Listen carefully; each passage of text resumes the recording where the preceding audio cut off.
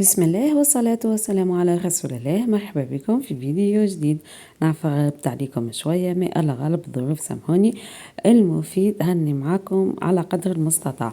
باش نحضر مع بعضنا العصبين التونسي، طريقة سهلة وبسيطة وما يتكلفش منها حتى مجهود وحتى يعني قلق. سهل سهل، ما في حد شيء. وبطبيعة الحال وكما نعرفوا الناس الكل اللي العصبين نجموا نستعملوه في برشا وصفات، منها الكسكسي، النواصر، المرقة.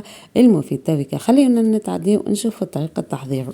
لهنا خذيت 3 ربطات معدنوس، غسلتهم نظفتهم بعد غسلتهم بعد قطعتهم جويدين كيف كيف. السبناخ نظفته وبعديك غسلته، لازم ولا لازم ننظفوه، نحيو منه الشوائب وكان فما الورقة صفراء ولا حاجة، وما بعديك نغسلوه 3-4 مرات حتى لين الماء نتاعو ينظف بالكدا. لهنا بالنسبة للزومة استعملت شوية قلب، كبدة، كلاوي، شوية شحم اللي يحب يستعمل ليا وإلى شحم كما تحبوا.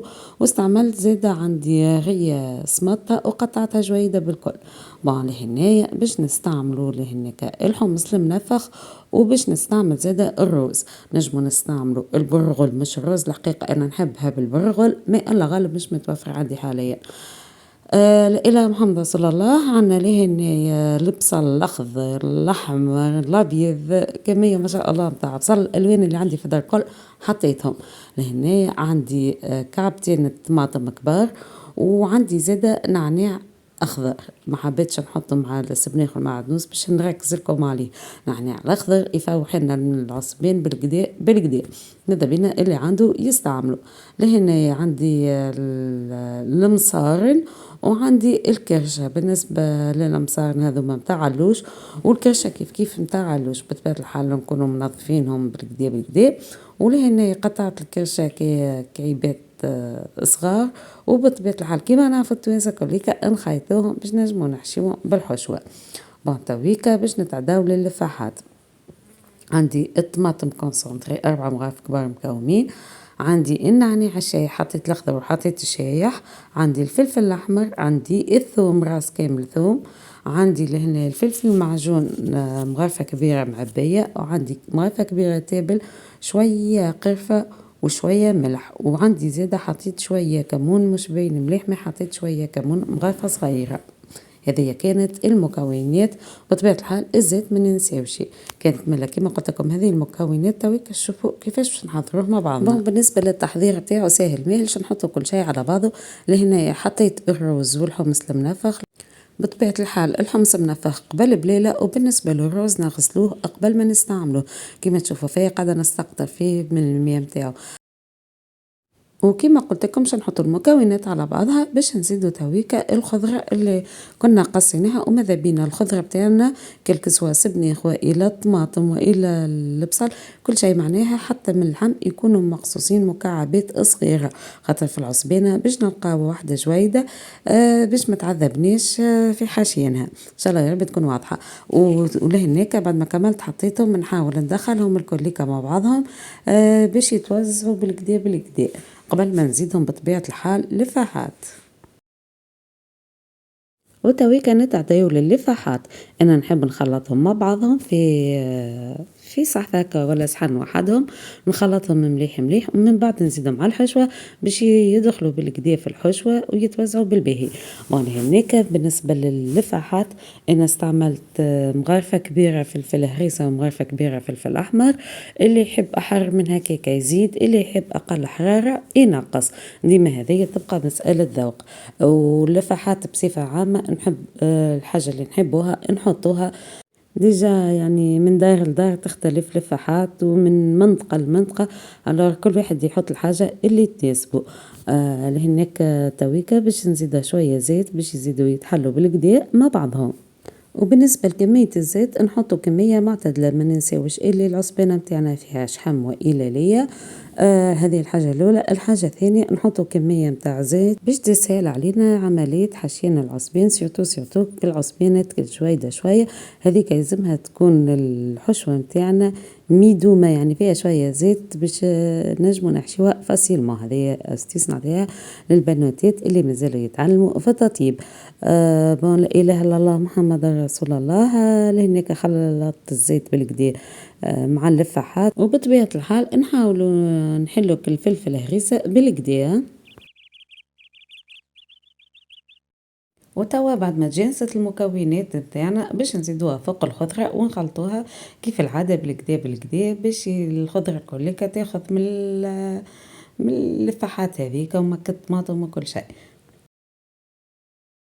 بون لهنايا جست ملاحظة صغيرة، لهنايا ندخلوا الخضرة واللفاحات في بعضهم كما تشوفوا بالطريقة هذية، ما نحاولوا ما نضغطوش برشا برشا باش الماء الخضرة بلوتو ما تخرجش الماء متاعها وتبقى محافظة على شكلها والماء متاعها فيها. معناها نضغطوا عليها دوبلاش شوية باش تمتزج المكونات وما نعصروهاش. وبطبيعة الحال ماذا بينا نستعملوا الزوزيدين في التخليط، وبطبيعة الحال ناخذوا وقتنا في تخليطها باش تمتزج مليح مليح، وهكاكا تكون كل طرف متاع خضرة متشربة من اللفاحات اللي حطيناها. وبما ان خلطنا الحشوة متاعنا تهنن عليها تويكاش نتعداو للمرحلة الاخرى اللي هي باش نحشيو العصبان.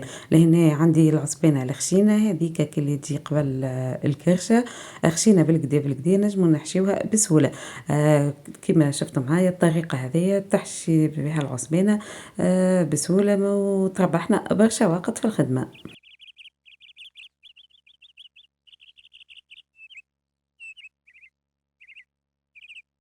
ولهنايا باش ناخذ قطعة أخرى من المصران أجود بالطبيعة من الأولانية وباش نحشيوها بنفس الطريقة، نشدوها هكايا بين زوز الصوابع الكبار وبقية الصوابع نحشيو بهم الحشوة. وبطبيعة الحال نكملو نحشيو الكمية اللي عنا الكوليكا بنفس الطريقة.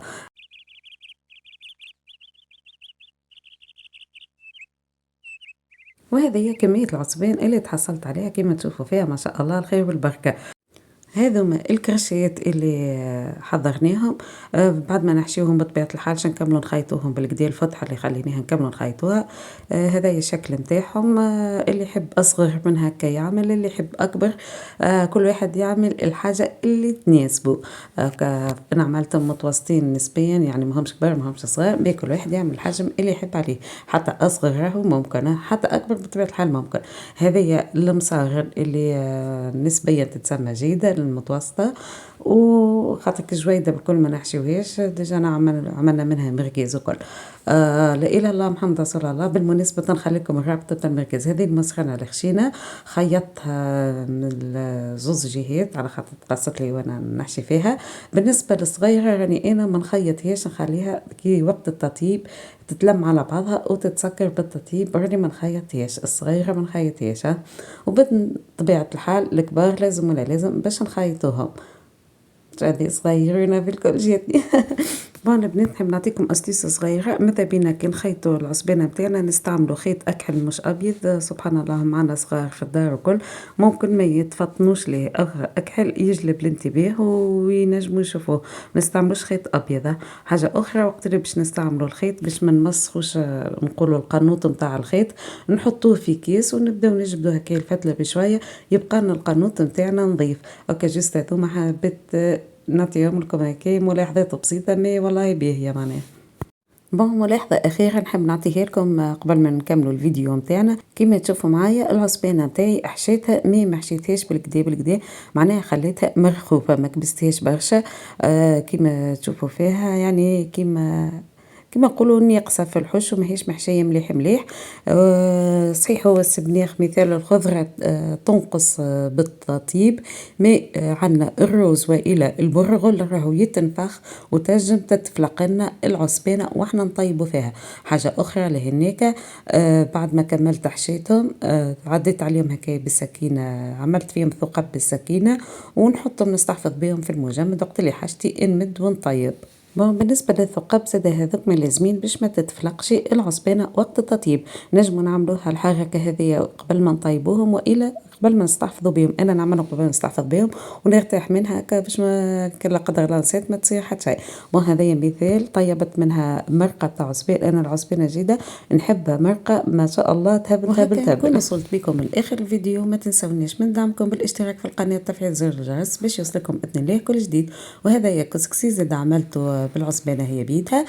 تو ان شاء الله نبارطاجيه معكم، مي الله غالب راني مانيش قادرة باش نخدم البريود هذيا، ان شاء الله باذن الله باذن الله تو نبارطاجيه معكم. اول ما تسمح لي فرصة ان شاء الله تو نمنتج الفيديو ونهبطه لكم، من صدقوني الله غالب البريود هذيا راه عندي برشا التزامات مانيش منجمة نخدم يوتيوب، مي ان شاء الله باذن الله توا فما برشا جديد وفما برشا حاجات، وباذن الله ما تنسونيش وخليكم ذاكرين وتابعوني.